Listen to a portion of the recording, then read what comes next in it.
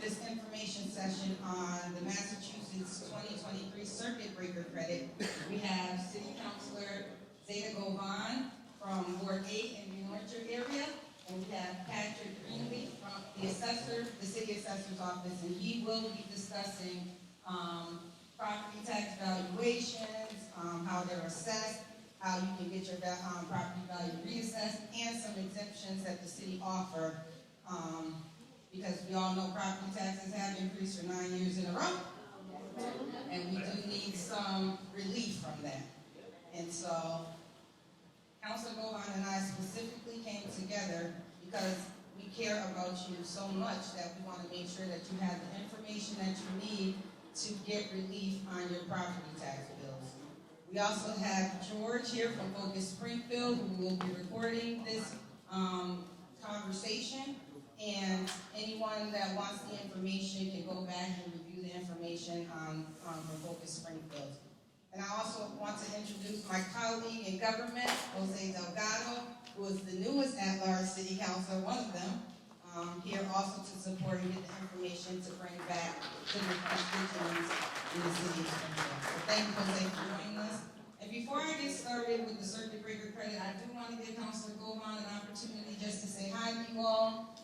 And she is trying to get me all over the city to do these type of trainings, which is needed, and I will go as much as possible. But if not, she's learning the information so she can also spread it to the different constituents in the community and residents. Thank you so much, Councilor Whitfield, and thank you, the Raymond Jordan Senior Center, for having us here. This is information, like Councilor Whitfield said, is very important for seniors specifically. As you know, the property taxes continue to go up, but our income doesn't. So these programs, I know that Patrick is going to talk about the city programs that are out there.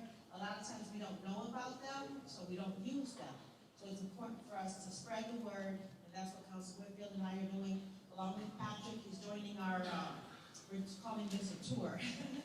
So actually, I think in February, I'm going to the East Forest Park Civic Association to talk to them about it. I'm hoping Patrick will join me February 13th.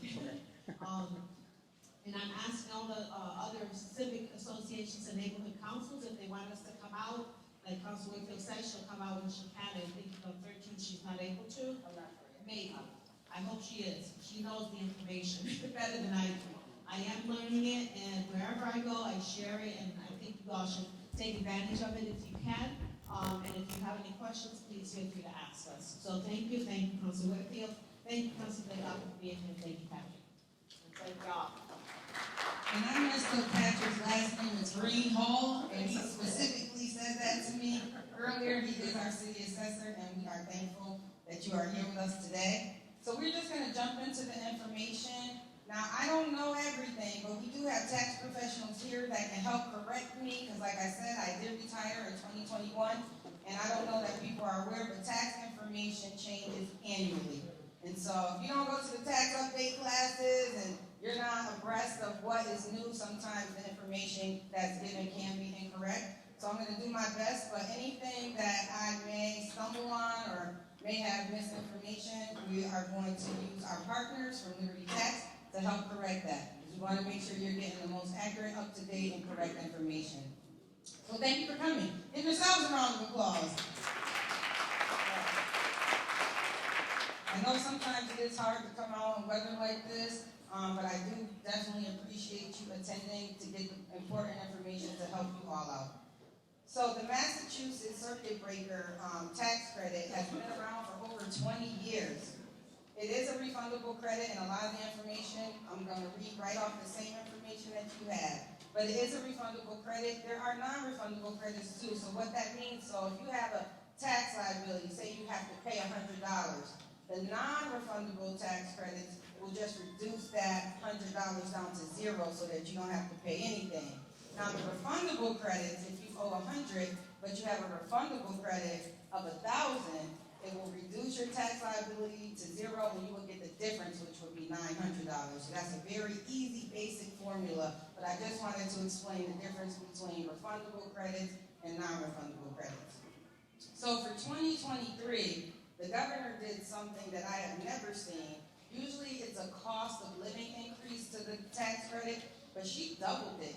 And so the most that you can get for the Massachusetts Circuit Breaker credit this year is $2,590. That is record breaking. We haven't seen a jump like that in history, and so we thank Governor Healy for that. Yes, thank you. And she does deserve because she's helping all of you. This isn't for me. This is for all of you. But it will be for me when I turn 65. Got it. So there are some key qualifying rules, and you must be 65 by December 31st of 2023. Okay? And you need to live in Massachusetts, and you can be a property owner or a renter. Because as we know, when property tax increase, even if you rent, sometimes your rent has to increase to offset that difference, right? And so that is happening with renters. Now there is a formula on how it's calculated, what the credit would be. I don't have that. But our tax professionals might be able to help you with the formula. However, there is a formula. And so you got to pay rent at your primary residence, and you have to live at a residence in Massachusetts to qualify for the circuit breaker credit. There are income limits. So for single household individuals, you cannot make more than $69,000. For head of households, you cannot make more than $86,000. And for couples filing jointly, you cannot make more than $103,000. So for couples that file separately, which is the worst filing status that anybody could ever file, doesn't qualify for the circuit breaker credit. Married filing separately doesn't qualify for a lot of credits, federally and in the state of Massachusetts. So if you can at all avoid that tax filing status, try, but sometimes we can't avoid it, and we have to do what we have to do that's best for us. So homeowners must pay a real estate tax that exceeds a certain percentage of their income, and renters are eligible if they rent and they pay more than a certain percentage of their income, and that is the percentage. I have it written down, but even if I read it, you wouldn't understand it because I don't understand it. What I used to do is put the numbers into a system and it calculated it for me, right? So one thing that I do want to mention about the circuit breaker credit is there's a lot of tax forms when your tax professionals are doing your taxes, they automatically pop up. The circuit breaker credit isn't one. So if your tax professional do not know to add Form CB to your mass tax return, then you wouldn't get the credit. You wouldn't even know about the credit. So if you have a tax professional that have not been doing that in the past, you could be missing out on a refundable credit that you could have been getting for 20 years. But there's a light at the end of the tunnel. You can do an amendment for the past 3 years plus this year and get all or partial of the circuit breaker credit if you qualify. So it's important when you go back to your tax professional, even if you're not required to file taxes because your income is under the threshold to file, you should file. Because usually those who are not required to file because of income guidelines, they qualify. They qualify for the full amount. And that's why when I talk to my former clients, and I still have some that hold on to me, when I talk to them, I say, don't just not file because you don't think you'll qualify for any money because you're not required to file because maybe you don't want to pay the tax fee, because you could get up to $2,590 to help offset your tax even though you're not required to file. So make sure that you tell folks that even if you're not required to file, so please do so, and make sure that they have their tax preparer select Form CB, circuit breaker, on the mass tax return. Let me see if there's anything else. Oh, if you're 65 or older, or if you're 65 or younger and you had a spouse that may have passed that was 65 or over, you can still file for the circuit breaker credit. So anyone under 65 with a spouse that was 65 or older that may have passed away, they can still file. And also, you cannot be claimed as a dependent on anyone else's tax return, because sometimes we can be moving with our children or someone is helping take care of us and they might claim you as a dependent.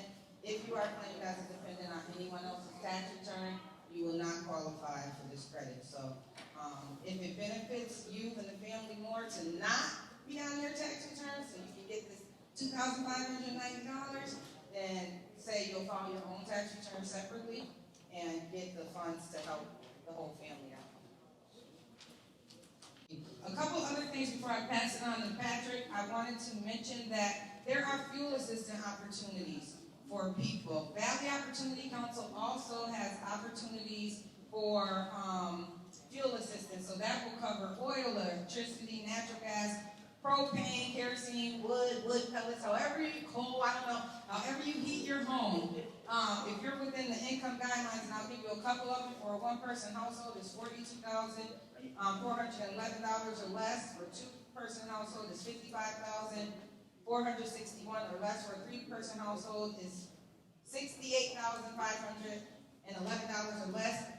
I know some people are way over that. I'm sorry, but I'm just giving you some options in case you do fall into those categories. You can get fuel assistance to cover your utility bills.